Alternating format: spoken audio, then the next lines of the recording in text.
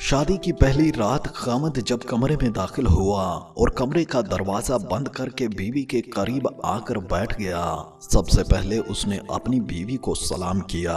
इसके बाद 5000 हक महर देने लगा। बीवी ने कहा, मैंने हक महर नहीं लेना, मैं आपको माफ करती हूँ। खामद ने दूसरी बार हक महर देने की कोशिश की। बीवी ने फिर भी यही जवाब दिया। फिर खामद ने तीसरी बार हक महर देने की कोशिश की। बीवी ने फिर वही जवाब दिया।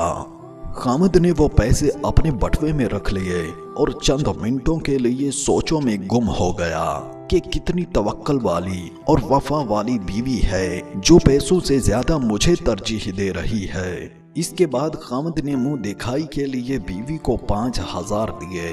बीवी ने मुंह न दिखाया। फिर खामद ने 10,000 दिए। बीवी ने फिर भी मुंह न दिखाया। फिर खामद ने 15,000 दिए। बीवी ने मुंह न दिखाया। फिर खामद ने 20,000 दिए। बीवी ने मुंह नहीं दिखाया। फिर 25, 30, 40, हत्ता कि खामद ने 50,000 रुपए दिए। बीवी ने मुंह न दिखाया।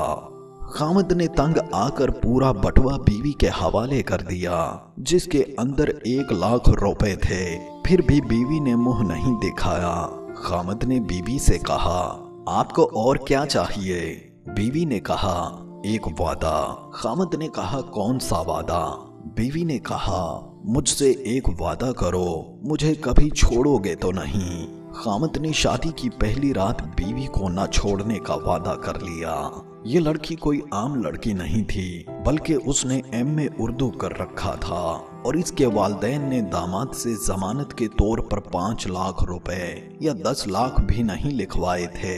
ऐसी औरतें नसीब वाले मर्दों को मिलती हैं जो सिर्फ खामद से प्यार करती हैं। इनकी नजर में पैसों की कोई अहमियत नहीं होती। ऐसी बीवियां मुआशरे के लिए रोल मॉडल होती हैं, जिनकी वजह से हमारा मुआशरा चल रहा होता है।